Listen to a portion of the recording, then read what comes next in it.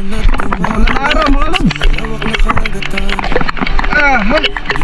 Na ang spare gun at ibang kagamitan, sisirin ang kailaliman, tuklasin at hangaan. Bahura na makulay at mga istang kumikinang. Welcome back mga lods sa panibagong adventure ngayong araw. Sama si Bro Dave at saka ang bangkero. Muli kaming dadayo. Hanap muna kami ng linaw sa ibang spot. Walang tigil na ulan tsaka malalaki ang alon. Ito yung naging dahilan kung bakit matagal bago tayo nakapag-upload. Muli ay samahan nyo ulit ako at sana'y nandyan kayo palagi. At sa mga bago pa sa aking channel, mag-subscribe ka na rin para lagi kang updated sa mga ilalapag ko pa na videos na katulad nito. Tara na at muli nating tuklasin ang ilalim ng karagatan. Huliin natin ang mga gintong lumalangoy sa ilalim ng dagat. Kaya tara na mga lods, let's go!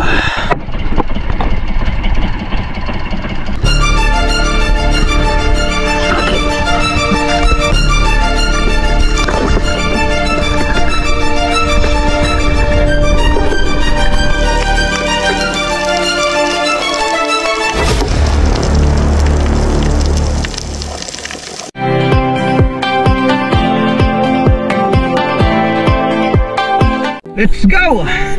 Alas 10:23. Ito na yung gagamitin natin kasi pinadugtungan ko na kay Master Ethan. Yan o.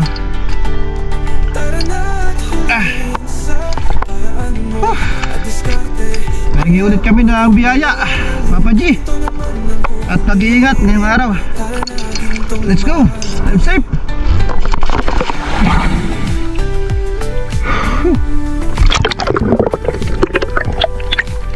Medyo malakas ang karit. Sana may kimak. Barat.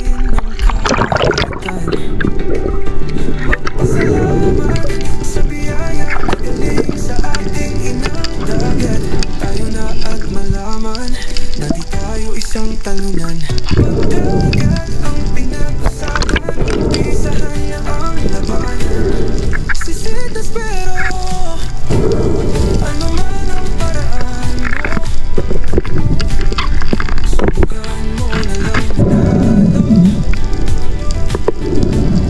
Tara na ulit sa paraan mo at diskarte, mahirap man at malalim. Ito naman ang hulihin, tara na gintong lumalangoy.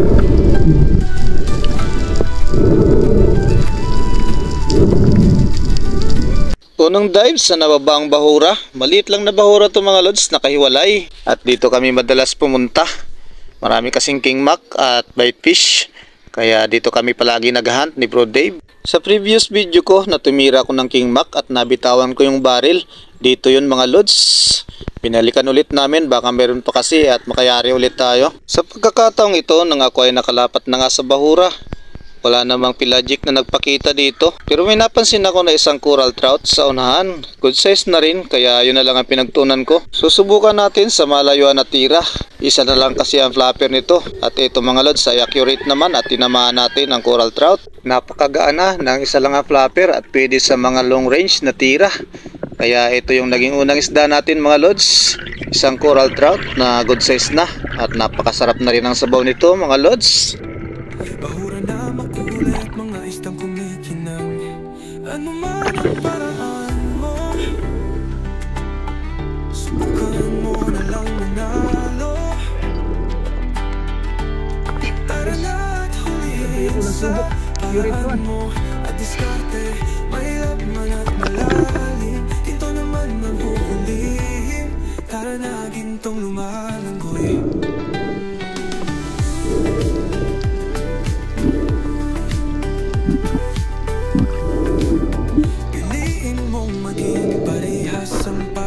Next drop at same lang kung saan ko nakuha yung coral trout kanina. Habang pailalim, napansin ko na kagad ang rainbow runner kaya sinundan ko na sa drop shot. Habang papalapit sa kanya, masyado namang lumalayo. At buti na lang ay ito bumalik mga lods kaya nabigyan tayo ng pagkakataon. Ito yung sumunod na isda natin, isang rainbow runner at malaki-laki na rin. Kaya panalo na rin to mga lods.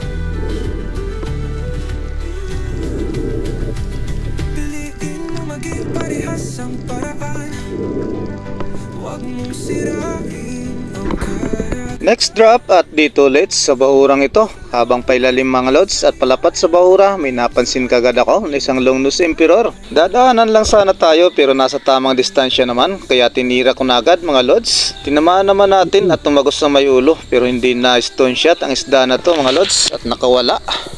Sayang naman. Isang longnose emperor na malaki-laki na rin mga lods. Kulang-kulang 2 kilo na rin yun. Napakasayang naman. Pangatlong isda sana natin yun mga lods, pero ayun, nakawala.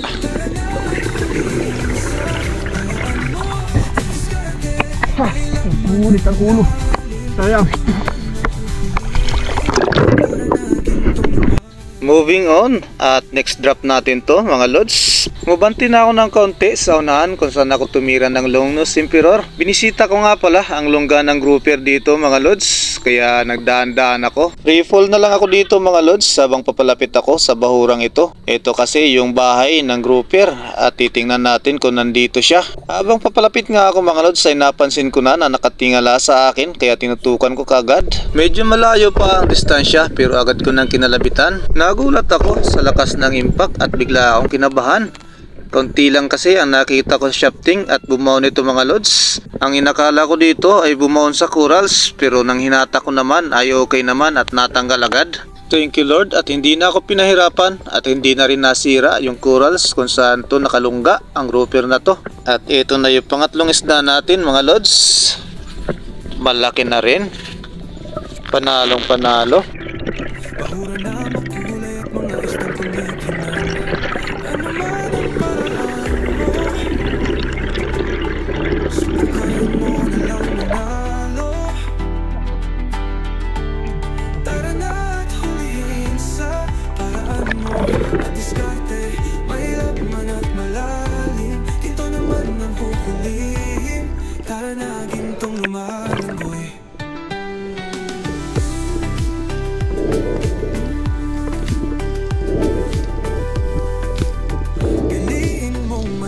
Parehas ang paraan. Huwag mong sirain ang karagatan. Magpasalamat sa biyaya na galing sa ating inang dagat. Tayo na at malaman na di tayo isang talunan. Pagdagat ang pinag-usapan, umpisahan na ang labanan. Sisitas pero ano man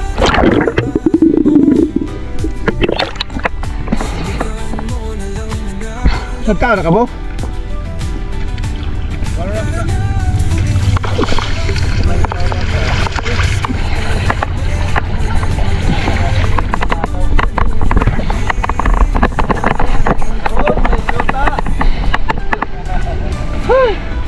Kaya mo naman? Par. Ha? Par. Tulog balutan. Tupar Ako na lang sa mga. Sulo.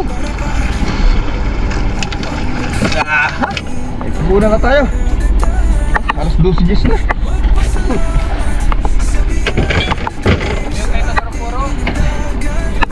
Oo. Paano ka nasulog? Kung kayo nang duman.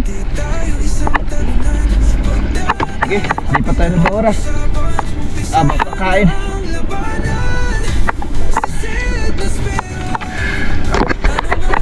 Ito na nga pala ang sumunod na isda na nakuha ko sa nalipatan na bahura. Pagkababa ko pa lang kasi ng bangka, lumangoy ng kaunti, may nagpakita sa akin na malaking barakuda. Nagkakarga pa lang ako ng rubber nang nagpakita sa akin, kaya nagkagulatan. Hindi ko na pala nai-on ang camera nang tinira ko. Pero nakawala din mga lods at nasayang lang. Estimate ko sana noon ay nasa 8 kilos na. Hindi man ibinigay ang barakuda, nasundan naman kagad ng isda na to, kaya panalo pa rin mga lods. Subukan mo na lang manalo. Tara na at hulihin sa paraan. At diskarte, mahilap mo na. Next drop at habang pabulusok sa bahurang ito, hindi ko inakala na may makita kagad ako na isda. Hindi pa nga nakaabot sa bahura na lalapatan, ito ang nagpakita mga lods. Isang trevally. At malaki na rin, kaya agad ko nang tinira. Nasa parting taas ng isda at ako ay nasa baba, kaya kawawa yung fins mga lods. Naisubsub sa bahura. Alright, pero panalo naman mga lods dahil may tribali tayong nayari. Kaya panalong panalo talaga. At habang hinahata ko naman ng isda na to, mayroon pa palang isa na nagpakita. Dalawa pala sila pero wala na tayong magagawa dyan mga lods. Kaya diretso na tayo sa ibabaw para makapagpahinga at maituhog ang isda na to. Bahura na makulay at mga istang kumikinang. Ano man ang paraan mo, subukan mo na lang manalo. Tara na at hulihin sa paraan mo at diskarte. Mahirap man at malalim, ginto naman ang huhulihin. Tara na gintong lumalanggoy.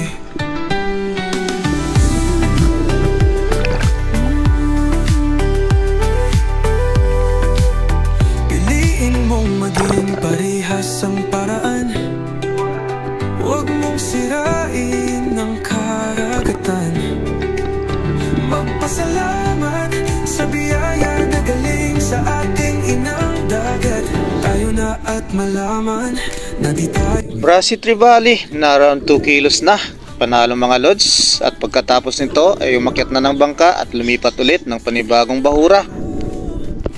Next drops sa nalipatan na bahura mga lods. Maraming beses na nagdive pero hindi nabiyayaan ng isda. At sa pagkakataong ito nang sinubukan ko nga silipin ang crack na ito, dito ay may napansin ako mga lods. At dito yung magiging target natin.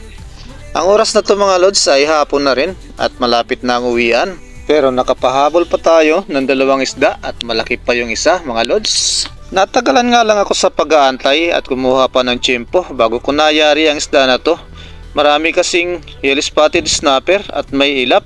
Kapag ginagalaw ko yung spear gun, nagugulat sila kaya hindi ko mapunteriya mga lods. Kaya hinayaan ko muna ng ilang saglit.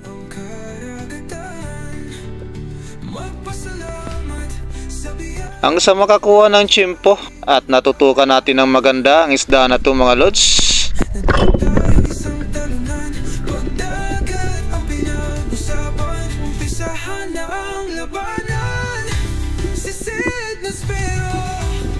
Ano man ang paraan mo, subukan mo na lang manalo.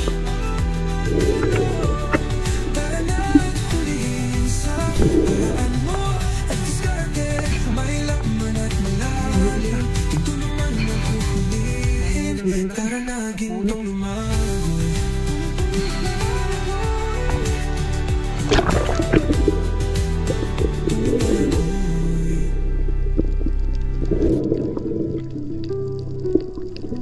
Isang uri ng sweet lips. Gustong gusto ko talaga ang lasa ng isda na to mga lods. Dahil napakataba talaga nito. Magsinabawan man o prito mga lods, panalong panalo ang lasa nito. Next drop, nang maituhog ko ang sweet lips, binisita ko nga pala ang 2 bato na ito na may napakalalim na crack. Nagdahan-dahan lang ako dito mga lods dahil maraming maliliit na isda. Ayaw ko na mabulabog sila at kung maripas, magulat kung may malaki man na isda na nasa ilalim. Kinapang ko na ng dahan-dahan at pinagmamasdan sa may bunganga na ito. Madalas kasi kapag may malaki na isda ay nakabalandra lang sila dyan. Wala ni isang nagpakita kaya umabanti pa ako ng kaunti. Sa pinakang dulo ng crack mga lods ay pinagmasdan ko rin pero wala mga lods. Malilit lang na isda ang nakaharang pero hindi naman yan ang target natin. Inusisa ko ng gusto, pinagmasdan ko ang kasulok-sulukan. Pero tumagal na tayo dito mga lods nang wala man lang nakikita. Wala tayong magiging target dito kaya naisipan ko na nga dito na umahon na lang. Pero hindi pa rin ako nakontento dito mga lods. Malakas kasi ang kutob ko na may magpapakita ng isda. Tumingin ako sa bandang kanan, ngunit wala pa rin ako napansin mga lods. Hanggang unti-unti na ako dito na umaahon. Hanggang sa napansin ko mga lods, ayun ang isda nang galing sa may taas. Hinabol ko ng tira mga lods at tinamaan naman. Buti na lang at hindi alanganin at nayari pa rin natin ang isda na to. Mauri pero malaki na. At panalong panalo mga lods, ito yung panghuli natin na isda sa araw na to. Magpasalamat sa biyaya na galing sa ating inang dagat. Tayo na at malaman na di tayo isang talunan. Pagdagat ang pinag-usapan, umpisahan na ang labanan.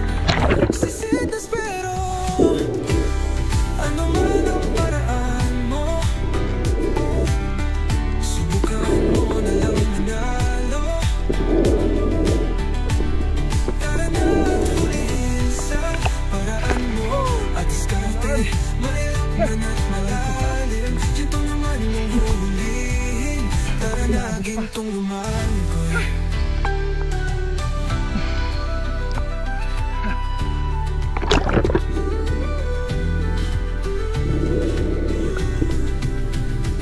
Piliin mo maging parehas ang paraan.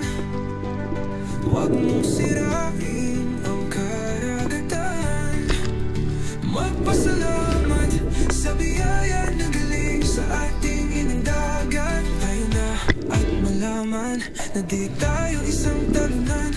Pag dagat ang pinag-usapan, umpisahan na ang labanan. Sisid na spero, ano man ang paraan mo.